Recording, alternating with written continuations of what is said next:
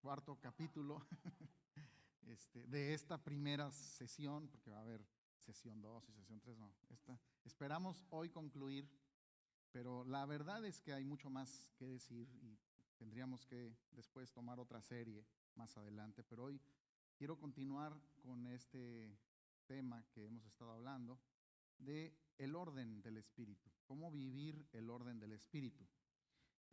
Los que no han estado, les sugiero que lean las 3 anteriores, no las lean, las vean en el video.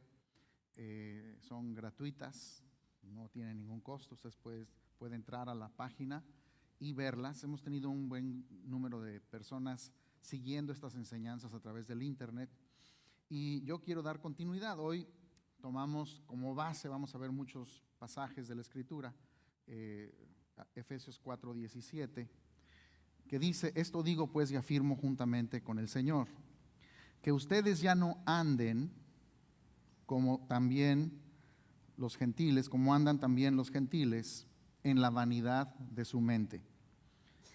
Ellos tienen entenebrecido su entendimiento, están excluidos de la vida de Dios por causa de la ignorancia que en ellos, o que hay en ellos por la dureza de su corazón.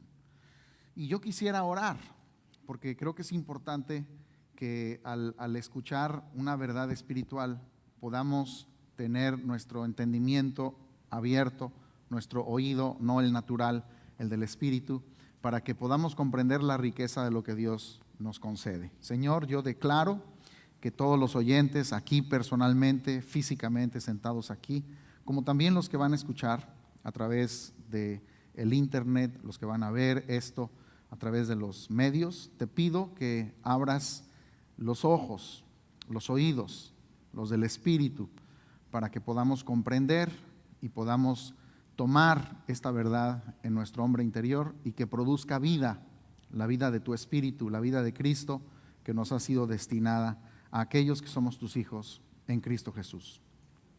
Bueno, tristemente, dentro del ámbito eclesiástico de la iglesia, todo aquello que es nombrado como iglesia, se crean codependencias de personas llamados ministerios, cualquiera que estos sean, en donde las personas pareciera que dependen de ellos en el desarrollo de sus vidas en el Espíritu.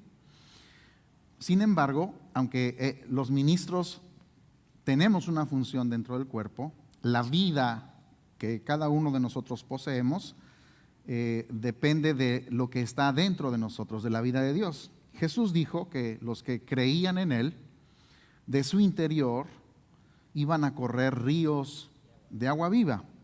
Entonces, Jesús estaba hablando de la vida del Espíritu, de ese Espíritu Santo que habita en ti y que debería de ser la actividad normal de cada hijo de Dios, que mantiene comunión, que conoce su posición y que está desarrollando la vida del Espíritu. O sea, la vida del Espíritu, la vida de la fe en Cristo, debe consistir en un fluir de vida, en un fluir de agua, es la verdad, en un fluir que purifica, que cambia, que transforma, pero que es desde dentro, de su interior. Jesús no dijo: los que creen en mí irán buscando de sitio en sitio para ver dónde encuentran algo de afuera que los transforme, sino dijo: es de su interior, es de una realidad que el Hijo de Dios posee, que está dentro, desde donde se produce la vida. Entonces, el problema es que si nosotros, como lo dice este pasaje, si nosotros seguimos caminando como las personas que no tienen conocimiento de Dios, buscando una realidad de Dios afuera, nunca llegaremos y nunca encontraremos lo que ya tenemos. Si no renovamos nuestra mente, vamos a vivir siempre basado en lo que nuestros ojos ven, en lo que nuestros sentidos nos transmiten y no manifestando en lo físico lo que ya tenemos de esa vida interna, la vida de Cristo. Por ello, la necesidad es renovación de nuestra mente. ¿Y cómo se produce la renovación de la mente? Bueno, algo importante es el escudriñar las Escrituras, escudriñar la palabra. Pero también es importante no solamente estudiar o escudriñar, sino revelación, la revelación del Espíritu. Por eso es que Pablo oraba para que Dios les diera a los efesios, y no solamente a los efesios, a la iglesia, espíritu de sabiduría y conocimiento, sabiduría y revelación en el conocimiento de Él, o sea, de Cristo. Yo escucho que la iglesia hace muchas oraciones por necesidades de personas, por los que están enfermos, por la economía de las personas, para que salgan de problemas, para solucionar situaciones familiares, pero muy poco se oye orar para que Dios le dé a los individuos espíritu de revelación o de conocimiento y revelación en Él. Y por lo tanto, la gran mayoría de los problemas que tiene la gente es porque no tienen revelación de Él. Muchas enfermedades es porque no entienden lo que tienen en Cristo.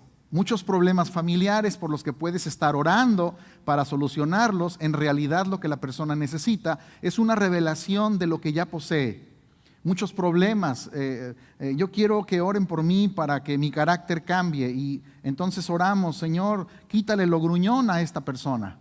Cuando lo que esa persona necesita es abrir los ojos del entendimiento y poder entender que ya todos los frutos del Espíritu están dentro de él y que esos frutos deben manifestarse en su alma. Pero seguimos nosotros hasta en nuestras oraciones haciéndolo de una manera incorrecta, en donde no logramos el objetivo, porque lo más importante que necesita el Hijo de Dios es revelación en el conocimiento de Él que está dentro de nosotros, en el conocimiento del que habita en nosotros. Entonces, lo que se requiere para que los problemas se disipen es, como dice aquí la Escritura, el problema es que ellos tienen entenebrecido su entendimiento. Entonces, un entendimiento entenebrecido hace que la persona no conciba la vida de Dios. Y por lo tanto, entonces están excluidos, están apartados de la vida de Dios. ¿Por causa de qué? ¿De qué? De la ignorancia. Entonces, el conocimiento de las Escrituras es la forma básica y la forma inicial. Pero debemos pedir en nuestras vidas sabiduría y revelación que provienen del Espíritu, de dentro de nosotros. Y eso abonado con oración en el orden del nuevo pacto y de meditación, entonces es que comenzamos a ver que los ríos de agua fluyen de nuestra vida. Entonces, Pablo dice: no debemos andar como los que no tienen la vida de Dios.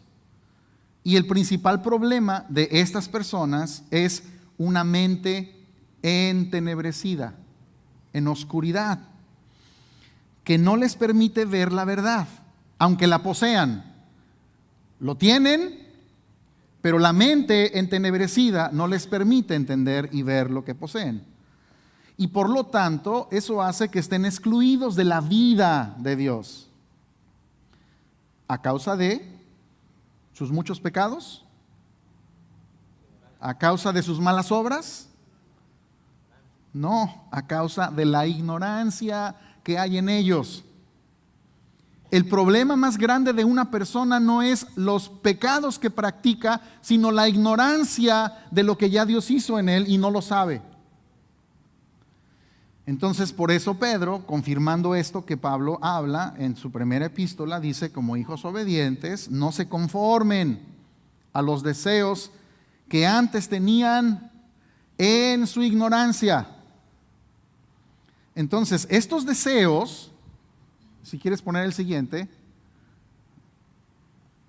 bueno, nos cambiamos el orden, está bien, o yo lo cambié quizás, Está bien, déjame esa imagen, quiero explicar algo allí. Esto es una de las realidades que nosotros tenemos ahora en Cristo. Somos espíritu, alma y cuerpo, como lo hemos dicho. Espíritu, alma y cuerpo. El espíritu únicamente se relaciona con lo espiritual. Todas las realidades del espíritu solamente pueden ser concebidas por nuestro espíritu. No las concibe el alma ni tampoco el cuerpo. Nuestros ojos naturales no pueden ver la realidad del espíritu. Únicamente es concebida por el espíritu. El espíritu nuestro, tu espíritu, es alimentado de las realidades del espíritu, como dijimos, por la palabra y por la revelación. Es la revelación que es producida en el espíritu. Y después que tú tienes esto, el espíritu alimenta al alma. Es el espíritu el que le da al alma, le produce al alma. Entonces el alma puede interpretar, el alma puede sentir y el alma puede reaccionar. Pero en el orden correcto debe ser el espíritu alimentando el alma, en el orden de Cristo. Nuestro espíritu alimenta nuestra alma. Y entonces nuestra alma también es alimentada siempre, aunque estemos en Cristo, por el cuerpo. Seguimos viendo lo natural, seguimos escuchando lo natural. El alma es alimentada por dos fuentes: lo natural, lo que nos rodea, lo que sucede, los acontecimientos diarios, lo que decimos, lo que escuchamos, lo del mundo natural, es alimentado por nuestro cuerpo y le informa a los sentidos, le informa a nuestra alma. Nuestra alma lo interpreta. ¿De acuerdo a qué lo interpreta? A la condición del alma. Y la condición del alma va a depender de en qué está dependiendo más, en lo que recibe del cuerpo o en lo que recibe del espíritu. ¿Tiene sentido?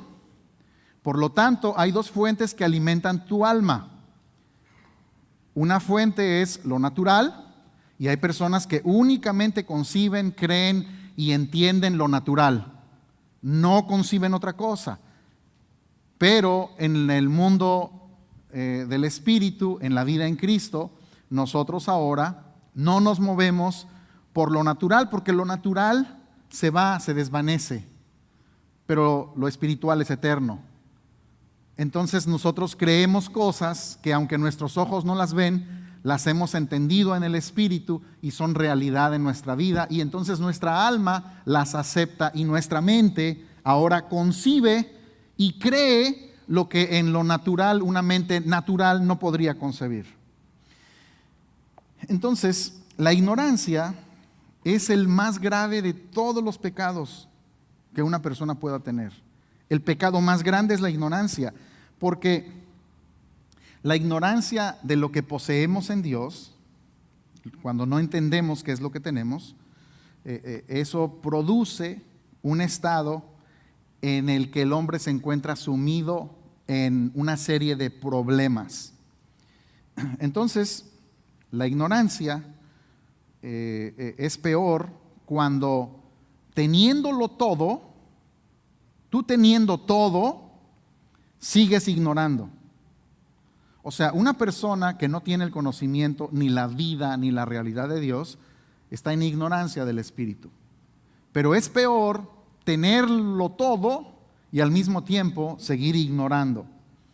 Por eso, cuando dejamos de ignorar, conocemos la verdad y la verdad nos hace libres. ¿Qué pasaje sigue allí? Bien. Entonces vean, lo que estaba diciendo Pablo lo confirma Pedro. Como hijos obedientes, no se conformen a los deseos que antes, o sea, le está hablando a los hijos de Dios, a los deseos que antes teníamos en nuestra ¿qué? Ignorancia. La ignorancia produce deseos engañosos en nuestras vidas. Efesios 4:22 dice, en cuanto a la anterior manera de vivir, despójense. Ustedes se despojen del viejo hombre que se corrompe según los deseos que engañosos. O sea, tenemos una manera de vivir del pasado. Y nosotros necesitamos ahora, en el entendimiento, en el saber qué es lo que Dios demanda de nosotros, necesitamos despojarnos. Despojarnos. Entonces, de lo que está hablando Pablo es de la naturaleza de Adán. Esa naturaleza que fue crucificada en la cruz, pero ahora nosotros con el entendimiento debemos despojar a esa naturaleza. El despojo es una acción legal donde se le quita la posesión de algo, de una propiedad, a alguien.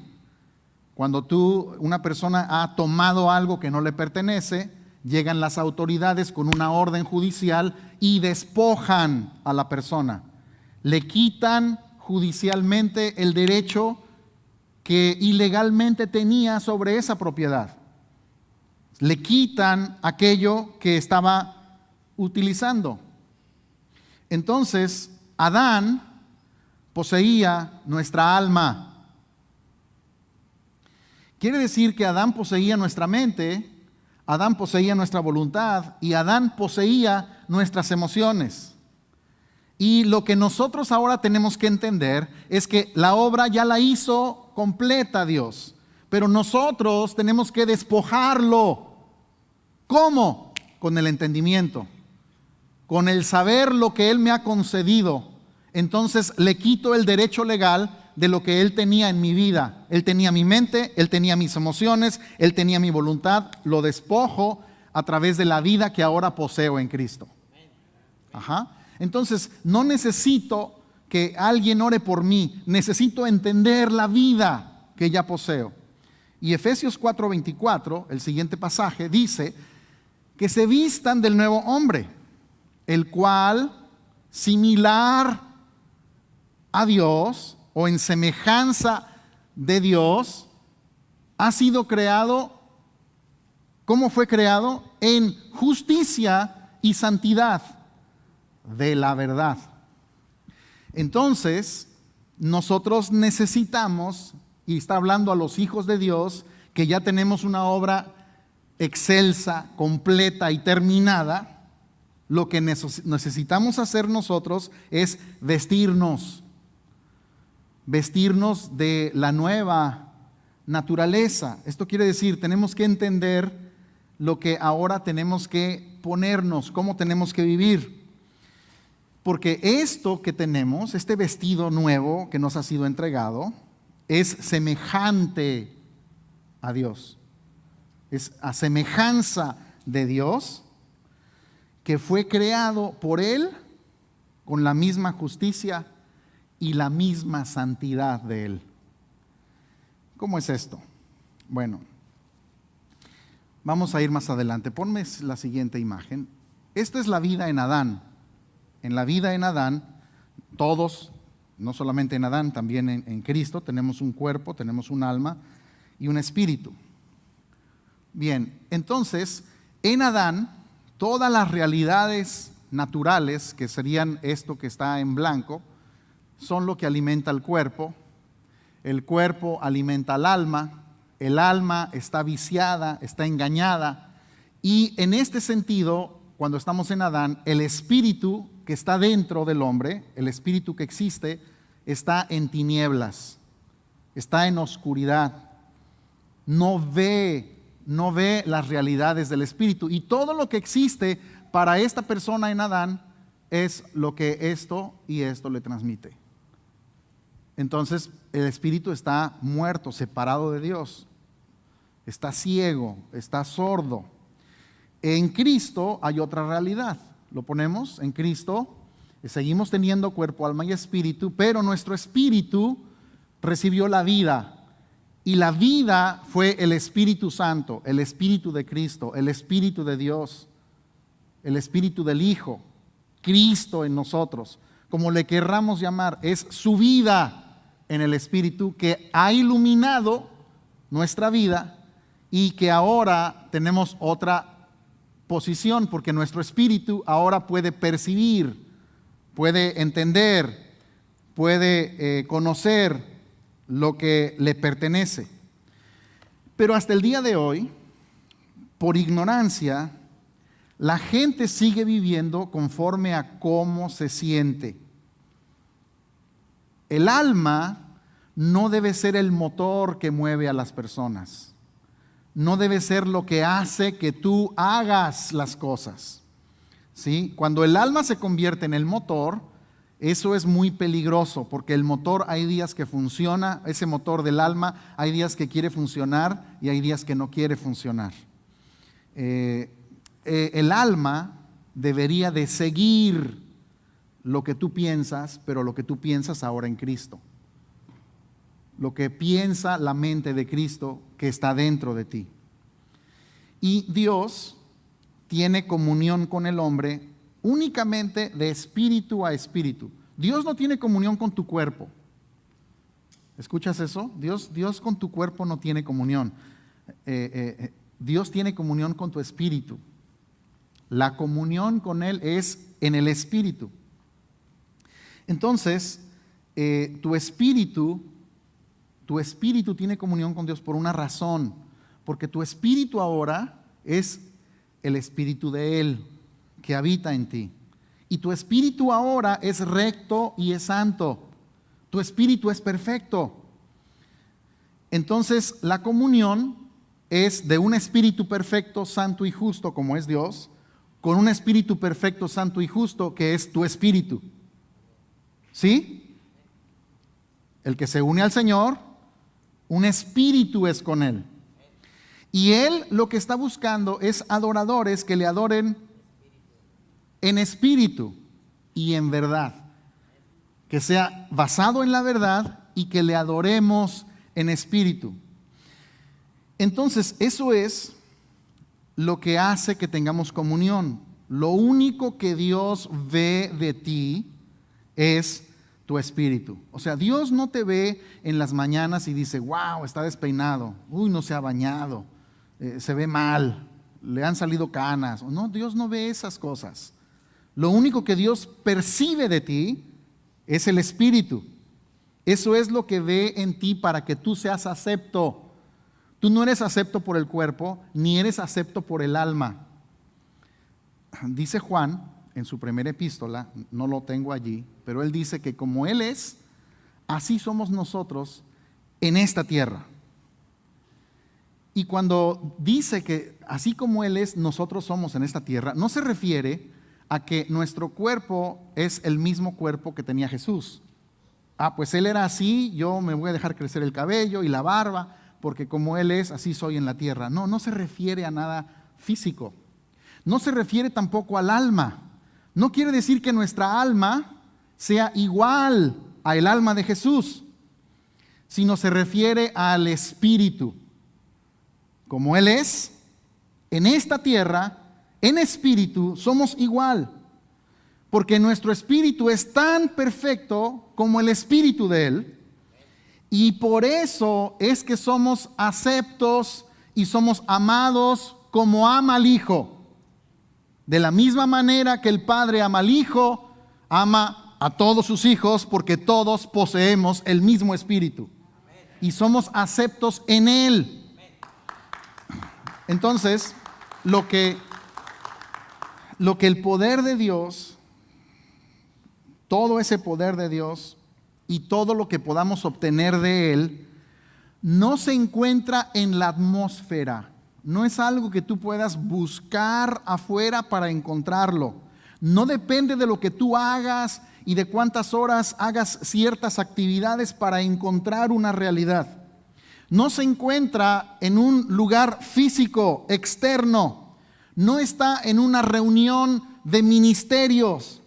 Si tú piensas eso, siempre vas a estar buscando una experiencia que te haga pensar que Dios allí estuvo o que Dios allí te dio algo, pero finalmente va a producir una búsqueda sin resultado y una frustración de no obtener algo que tú deseas. Tú eres un espíritu con Él. y tu responsabilidad es que se manifieste la vida que tú ya posees.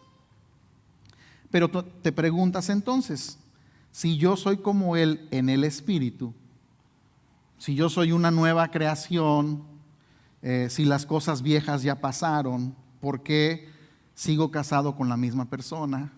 Sigo viviendo en la misma casa, sigo teniendo el mismo cuerpo, tengo el mismo salario que tenía antes de Cristo, tengo las mismas deudas, tengo el mismo dolor de cabeza, sigo siendo gritón como lo era antes, y es muy posible que lo que yo creí es una mentira. Porque mis ojos me dicen que mi realidad física no ha cambiado, sigue siendo la misma. El cambio inmediato ocurrió en tu espíritu. Eso es importante que lo entendamos. Si nosotros entendemos esto y tú lo abrazas y comienzas a vivir de acuerdo a esta verdad, tu vida nunca va a ser igual. El cambio inmediato ocurre en el espíritu del hombre, no ocurre en el ámbito físico. Pablo dice que nosotros fuimos hechos justicia de Dios en Él. La mayoría de la iglesia reconoce, entiende que Jesús pagó por nuestros pecados, ¿cierto? Pero no creen que son tan justos como Jesús. Ellos dicen, sí, Jesús me perdonó y me lavó con su sangre, pero no se conciben con la misma justicia que Él posee.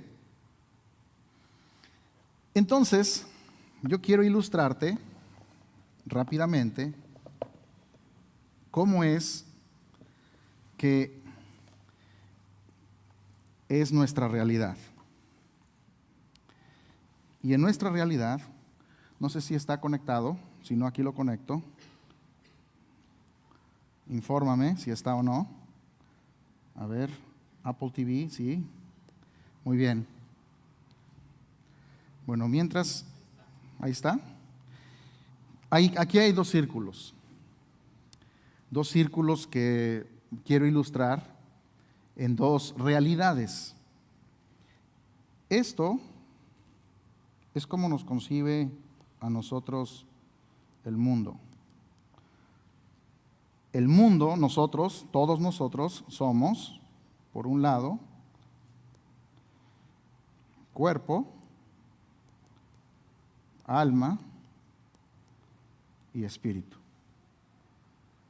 El mundo, cuando te concibe a ti, lo que ve, ¿qué es? Tu cuerpo.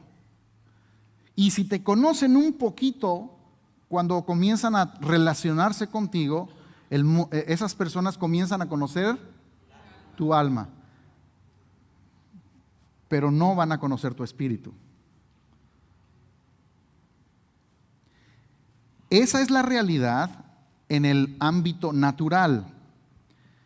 El mundo y el problema es que la mayoría de los hijos de Dios se conciben, según ellos se ven, como un cuerpo. Lo que ven es en lo natural, lo que ven es lo que sus ojos, sus oídos le transmiten y se siguen concibiendo como el mundo nos lo manifiesta. Un cuerpo, unos dirán, no, pues ese es chaparro, ese es alto, ese es gordo, ese es flaco, ese es moreno, esa es la descripción que le den. Pero la realidad en Dios, Dios no ve esto. La realidad en Dios es que lo que Dios concibe, lo único que Dios concibe es el espíritu. No concibe el alma, ni tampoco el cuerpo. Cuando Dios te ve, lo único que Dios ve es el espíritu. Aunque tu alma esté en un proceso de renovación, de transformación, tu espíritu desde el momento en que creíste es un espíritu perfecto. Y lo único que Dios ve es el espíritu perfecto del Hijo que te habita. Por eso eres acepto en Él. Por eso te acepta. Porque si Él te aceptara por el alma, estamos fritos, compadre. Y por el cuerpo, algunos pasaríamos la prueba y otros estarían tronados. Unos pasaríamos con 10 y otros, quién sabe. Pero gracias a Dios que lo que Dios ve es solamente el Espíritu. Dios no ve otra cosa. Dios no ve otra realidad tuya. ¿Entiendes eso? El mundo ve lo natural, lo que tú eres en lo natural, cómo hablas, lo que dices, cómo trabajas, dónde trabajas, cuánto tienes, qué carro manejas, dónde vives. Eso es lo como el mundo te concibe y pone una calificación de acuerdo a esos estándares y de acuerdo a esas cosas que la gente puede ver. Dios no te califica por eso. A Dios no le importa en qué casa vives, ni en qué carro manejas, ni dónde trabajas, ni cuánto ganas. Dios solamente ve la perfección del Hijo en tu vida. Ve un espíritu perfecto. ¿Sí? Entonces, no nos ve como otros nos ven. No nos ve como nosotros nos vemos. ¿Se recuerdan el espejo? El ejemplo en la primera clase.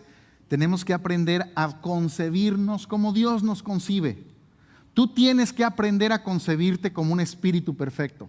Porque mientras te sigas concibiendo como un cuerpo imperfecto, con un alma imperfecta, nunca se produce la transformación.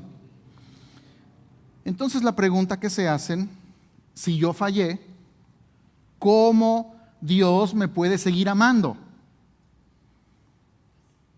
El funcionar del alma y del cuerpo, ya sea bueno o malo, no es lo que determina que Dios te acepte o que no te acepte. Porque Él te ve santo y justo. La historia de Isaac y la historia en donde él bendice a Jacob es una ilustración muy buena. Perdón, donde él bendice Jacob a Isaac. Isaac a Jacob. Isaac estaba ciego. ¿Ok? Solo podía percibir lo que palpaban sus manos. O sea, está Isaac a punto de bendecir a su hijo. El problema es que él no ve. Y lo único que puede hacer es palpar para expresar su bendición. Lo que palpaban sus manos. Entonces, él podía tocar, podía escuchar, podía gustar, podía oler. Y cuando Jacob se acercó con una vianda, con un platillo, se acercó vestido con las vestiduras de su hermano y con un plato preparado parecido a los que preparaba Esaú. Entonces Jacob fue bendecido con la bendición que le pertenecía a su hermano Esaú. ¿Por qué? Porque Isaac no percibía lo que veían sus ojos, sino lo que palpaba y lo que oía y lo que olía. Y lo que tocó fue la ropa y la piel de su hijo mayor, y por eso lo bendijo. Ahora escucha, Dios es espíritu. Y lo que tiene valor, lo que tiene realidad para Él, es lo que permanece, es el espíritu. Por lo tanto, lo que Él ve es tu espíritu. Tú eres bendecido por tu espíritu. Somos bendecidos con toda bendición espiritual en los lugares celestiales, en la realidad del espíritu en Cristo. No es en la realidad de tu alma ni en lo que tú haces. Porque el Padre lo único que percibe es el espíritu de su Hijo. Hueles a Cristo y por eso tienes toda bendición. Entonces, Dios es eterno. Entonces, cuando decimos que es eterno, Dios no mide el tiempo como nosotros lo medimos. Escucha esto, muy importante. Decimos, bueno, fulano de tal acaba de venir a Cristo por lo que sus pecados le fueron perdonados y sus carencias del alma le son perdonadas porque está empezando. Entonces decimos, sí, pues tiene problemas, pero acaba de empezar, está empezando. Así lo medimos nosotros, porque nosotros tenemos un tiempo cronos, medimos en tiempo cronos, ¿cierto? Decimos, es nuevo, está empezando, ya cambiará, está empezando en el proceso, porque nosotros somos terrenales y medimos por lo que vemos y por lo temporal. Dios es espíritu y Dios es eterno. Entonces, lo que ve es el espíritu de su Hijo en ti, y como Él es eterno y también tu espíritu es eterno, le es igual a Dios si tienes un día en Cristo o si tienes 50 años en Cristo. ¡Wow! Eso es poderosísimo. Porque para Él es lo mismo. Porque Él es eterno.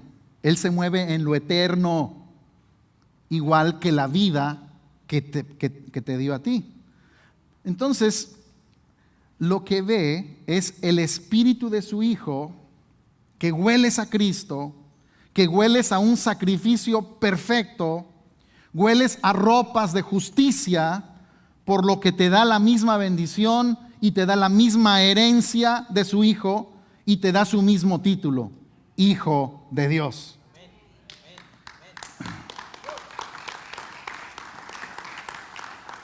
¿Entiendes que si tienes un día, si acabas de llegar a Cristo y tus pecados te son perdonados, Dios te ve tan justo en ese momento en que tú aceptaste a Cristo como 50 años después? Porque lo que Él ve es un espíritu hecho perfecto. Lo que Él ve es el espíritu de su Hijo. ¿Tiene sentido o no? ¿Entendemos? ¿Sí? Entonces Dios te ve tan justo y tan santo como a Cristo, porque ve tu espíritu. Dios no te conoce según la carne. Dios no te concibe como nosotros concebimos según la carne. Ahora bien, me paso a otra. ¿Dónde estoy?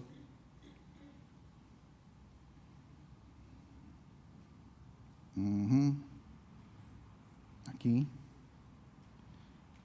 Quiero ilustrarte algo más.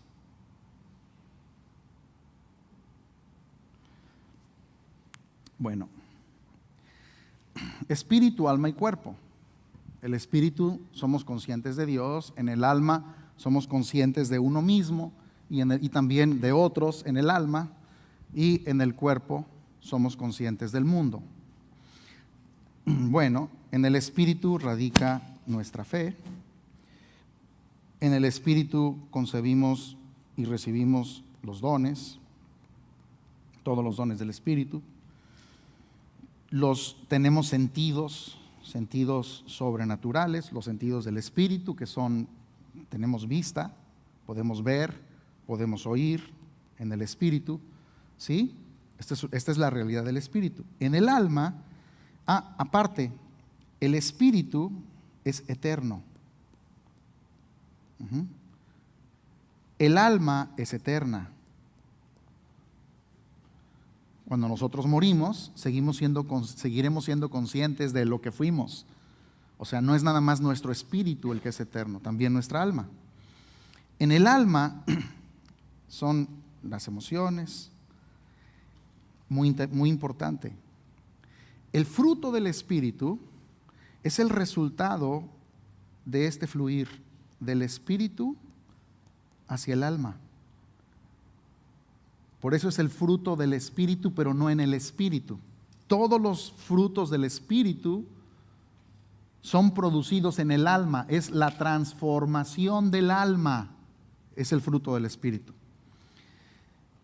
Entonces ahí están las emociones, nuestros razonamientos, nuestra mente, nuestros deseos, nuestra personalidad. Ahí está la percepción, el intelecto, ¿sí? Tenemos un espíritu eterno, un alma eterna, y en el cuerpo, pues tenemos los sentidos, tenemos todos los sentidos que alimentan esta realidad y esto alimenta esta otra realidad. Y esto es mortal, esto es temporal. El cuerpo no es eterno. Tenemos un espíritu eterno, no tenemos nosotros un cuerpo eterno, y nosotros estamos caminando en esta realidad en donde, por un lado, para muchos lo del mundo es lo que tiene validez. En el espíritu, lo que tiene validez es el espíritu. Esto es más importante. El alma está centrada en medio. Y el alma se va a alimentar, va a tener mayor valor internamente para nosotros, o lo que es percibido por el espíritu, que le va a producir una manera diferente de pensar, una manera diferente de actuar, una manera diferente de reaccionar, o lo que nuestros ojos naturales nos dictaminan y nos dicen que le va a transmitir y le va a dar para que el alma también se alimente de o los sentidos naturales o los sentidos del espíritu.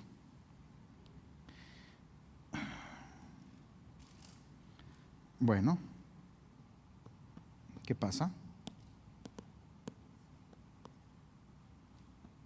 Ok. Alma y espíritu. Cuando dice la Escritura que son manifiestas las obras de la carne, estas se encuentran en el ámbito del alma, no en el ámbito del espíritu, porque tu espíritu es ¿qué? Es perfecto. Todas las obras de la carne, y manifiestas son las obras de la carne, que son inmoralidad, impureza, sensualidad, idolatría, hechicería, enemistades, pleitos, todas estas cosas, celos, envidia, rivalidades, disensiones, herejías, todas estas cosas son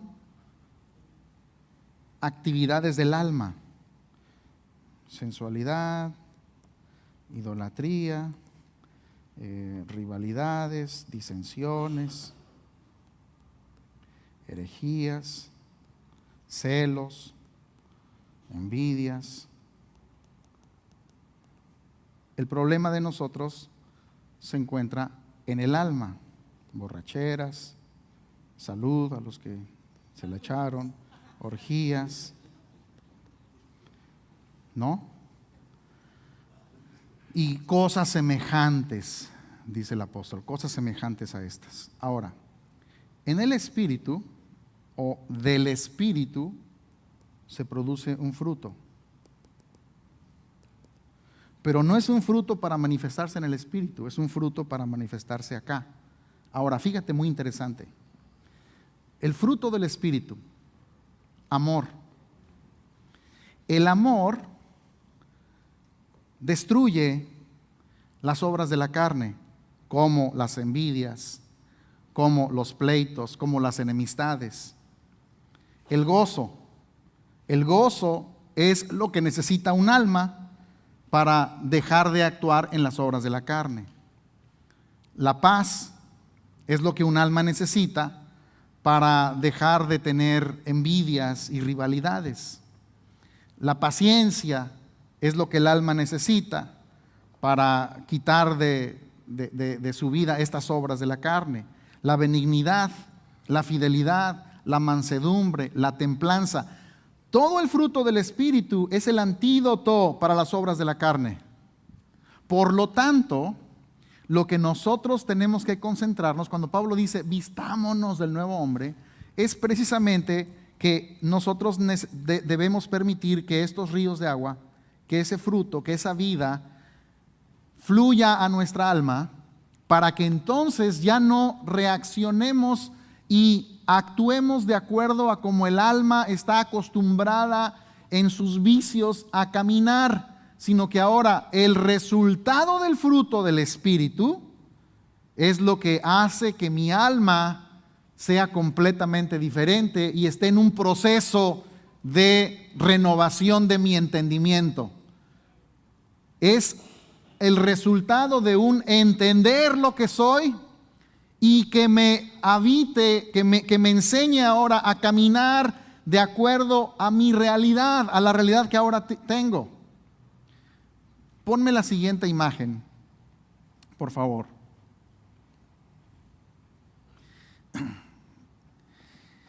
La realidad de lo que somos. Hay dos realidades, en Cristo y en carne. En Cristo, tú eres un espíritu vivo. En Cristo, yo quiero que digas, soy un espíritu vivo. Que tenemos un alma que está en proceso de transformación. Escucha, en Cristo soy un espíritu vivificado que tiene vida, que está en un proceso. Ese proceso nunca termina, mi estimado. Lo importante es que estemos en proceso. Tenemos un alma en proceso de transformación que está encerrado en un cuerpo. Pero en la carne somos un alma enferma con un espíritu muerto encerrado en un cuerpo. Uy, qué dos realidades tan diferentes. Nadie que está en Cristo está muerto en el espíritu, tiene vida. El problema está en transformar el alma, en permitir que a través del entendimiento sepamos lo que Dios nos concede para que eso se produzca y ese fruto se dé. ¿En cuánto tiempo se da el fruto? Depende. Las nueces, no, ¿qué año? Cuando tú siembras un nogal, se tarda años y años en que dé la primera nuez. Lo que Dios sembró en ti es a Cristo. Y Cristo va a producir el fruto en tu alma. Lo que necesitamos es entender y nosotros renovar nuestro entendimiento, saber las riquezas que Dios nos ha entregado. Efesios 1:6 dice que nos hizo aceptos en el amado. Aceptado o acepto es más que simplemente ignorar nuestras faltas.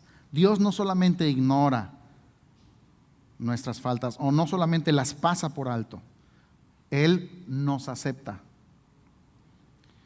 Cuando tú eres aceptado en una universidad, imagínate que Harvard te dice, you have been accepted. Harvard University. ¡Wow! ¿Tú crees que cualquier persona es aceptada en Harvard? No, es bien, está cañón. O sea, tienes que tener unas notas increíbles, tienes que ser un cerebrito para que Harvard, de acuerdo a los estándares que tiene Harvard, te pueda aceptar. Ajá. Escucha, nosotros fuimos aceptados en Dios, no en Harvard. Tú fuiste aceptado en Dios. Cuando la universidad te acepta, te vio a ti con por lo menos con la facultad mínima requerida para la medida que ellos tienen. Aceptado es que ellos vieron que esa persona tenía la capacidad para terminar. Tú eres aceptado en Cristo, eres aceptado por el Padre, porque tienes la capacidad de terminar, no por ti, sino porque el que comenzó la obra y el que la termina es Él. Por eso eres aceptado en el amado, porque Él te dio el inicio y te dio el fin. Él ya sabe cuál es tu final, porque Él lo escribió antes de empezarlo. Efesios 1:13 dice, en Él también ustedes, después de escuchar el mensaje de la verdad, el evangelio de su salvación, y habiendo creído, fueron sellados con el Espíritu Santo de la promesa.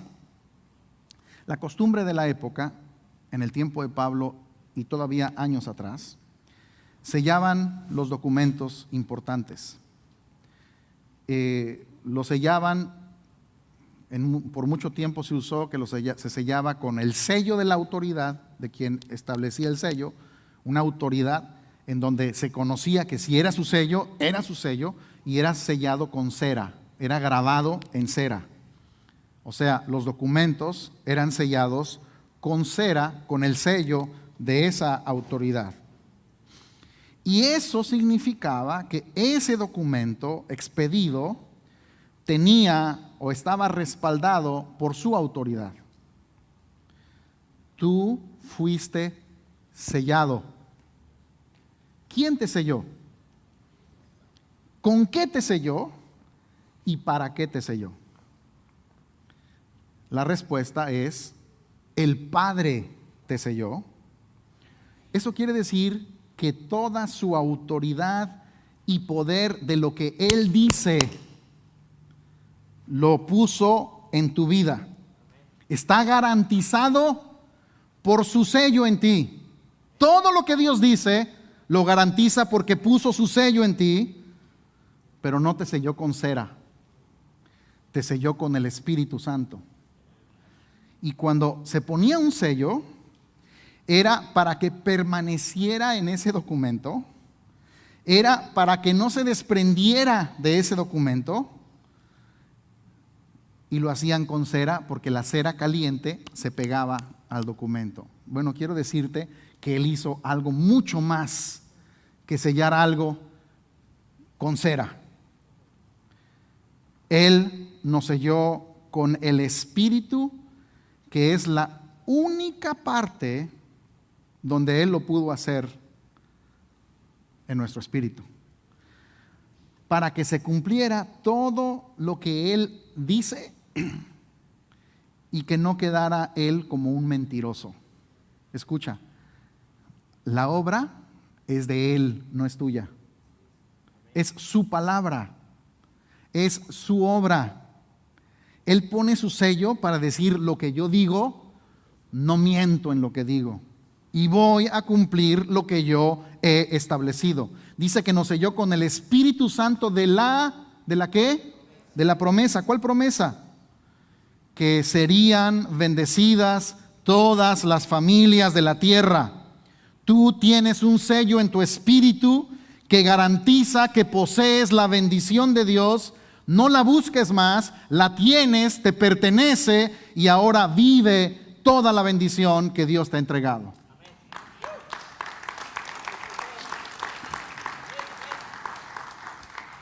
Efesios 1:14 dice, sigue diciendo, o sea, nos selló con el Espíritu Santo, dice: y que nos ha dado como garantía de nuestra herencia. ¿Qué nos dio como garantía? El Espíritu.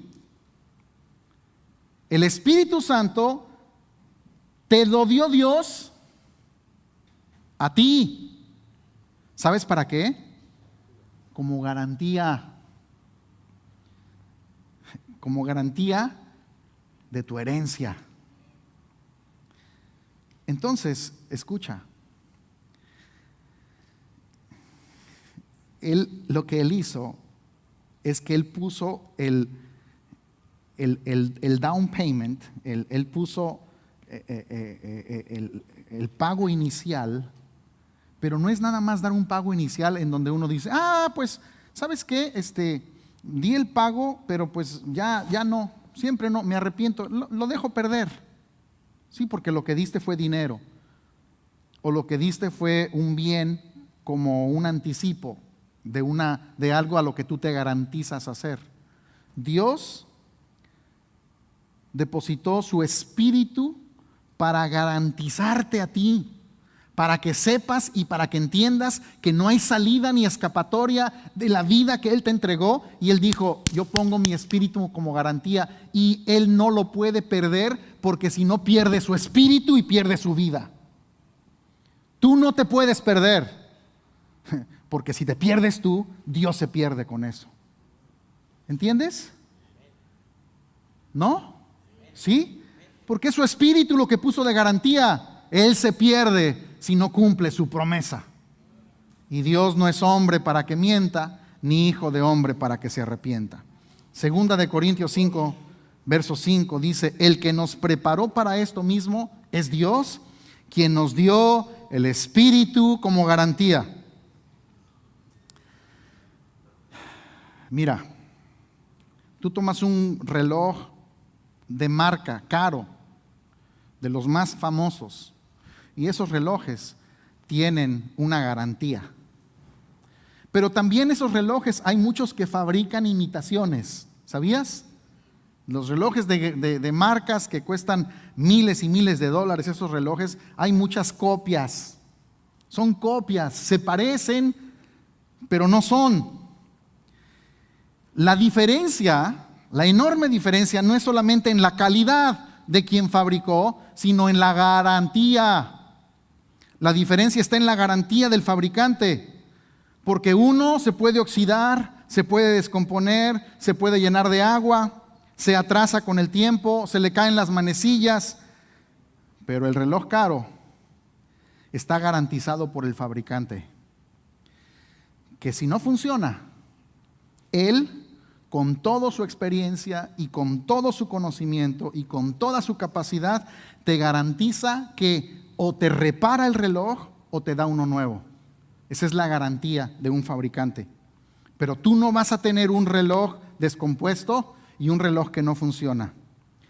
El Espíritu es la garantía de Dios de que o funcionas o Él mismo sale como garante con todo lo que Él es de que vas a funcionar, porque su reputación está en juego. No es la tuya, es la de Él. Wow.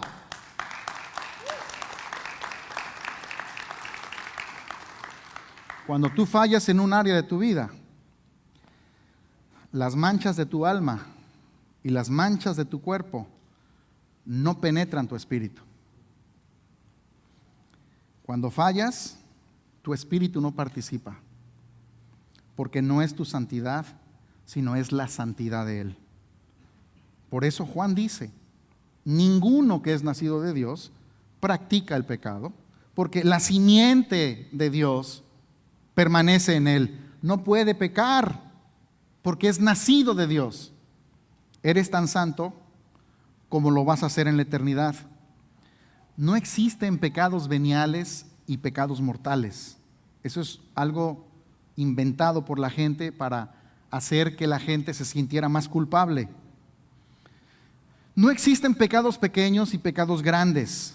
No existen pecados permisibles y no permisibles.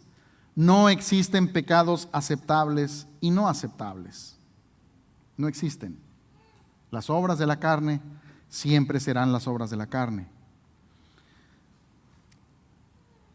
Es pecado no ayudar a una persona cuando tú puedes hacerlo. No solamente pecado es robar, también es pudiendo hacer el bien, no hacerlo. Lo único que nació de Dios en ti fue tu espíritu. Tu alma no nació de Dios, nació tu espíritu de Dios. Por lo que es nacido de Dios no puede pecar. Habitualmente nosotros fallamos para amar a nuestros semejantes, a nuestros prójimos, como debemos amarlos. Eso es tan pecado como matar. Nosotros no lo valoramos así, no lo entendemos así, no lo vislumbramos así, pero en el alma es lo mismo. Tu funcionar no agrega ni tampoco disminuye a la santidad de tu espíritu. Siempre se va a ligar tu funcionar a tu espíritu y entonces siempre te vas a declarar incompetente para la vida en el espíritu y tu conciencia acusándote te va a condenar y te va a impedir que disfrutes la vida de Dios. Tienes que concebir la verdad y la verdad es que tu espíritu es perfecto y cuando tú concibes la verdad comienza el proceso de la transformación en tu alma, no al revés. El problema es que el hombre quiere transformar el alma a través de su esfuerzo para agradarle a Dios. Y no es así. En tu espíritu hay una mente que conoce todo lo de Dios y todo lo tuyo. Y lo que debes de vivir es que de esa mente, de ese conocimiento, se produzca la revelación. Tu mente debe ser educada, nuestra mente tiene que ser educada. Así como la mente de un bebé, aunque tiene una mente, esa mente tiene que ser educada, tiene que recibir el conocimiento natural que le va a ayudar a caminar, a comer, a ir al baño, a hacer las cosas que son necesarias en la vida. Tú posees la mente perfecta de Cristo, pero no se ha manifestado a falta del ejercicio de esa mente, a falta de una renovación del entendimiento y por carecer de fe. Si yo no creo que se va a producir, no se produce. La mente natural es la que debe ser renovada, porque la mente de Cristo en tu espíritu y tu mente natural son dos mentes diferentes. En ti hay dos mentes, la de Cristo en tu espíritu y la mente natural.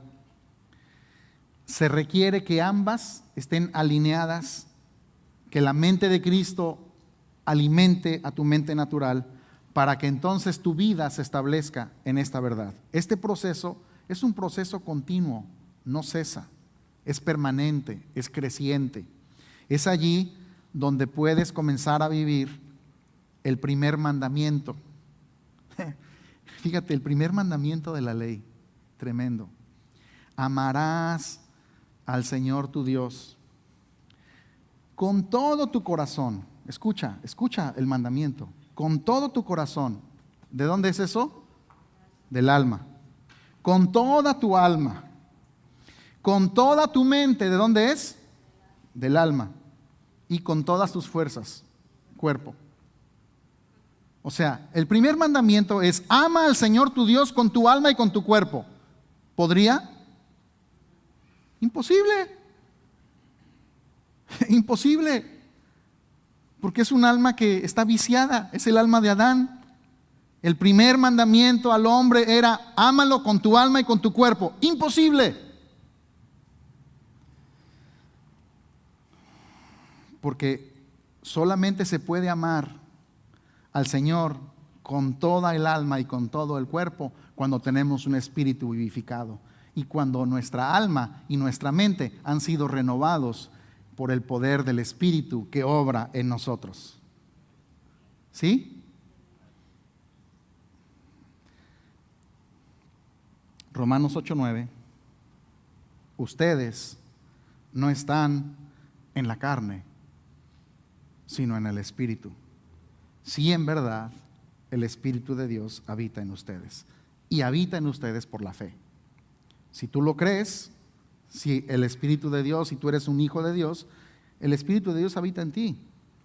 Porque alguien que no tiene el Espíritu de Cristo no es de Él. O sea, no existe eso de que tú tienes una parte de su Espíritu y tienes más de Él y tienes menos de Él. No, no, no. O lo tienes todo o no lo tienes nada. Y lo importante, mis amados, es que aprendamos a caminar esta vida del Espíritu de acuerdo a las realidades que ya poseemos. Dios no nos dio esta vida de libertad, en donde lo que Él percibe y lo que Él evalúa es nuestro espíritu perfecto, para que vivamos como querramos, sino para que se produzca con ese conocimiento una transformación en nuestra alma que está enferma y que tiene que ser procesada para que el fruto del Espíritu se manifieste en nuestra vida y también en nuestros cuerpos. Vamos a ponernos en pie.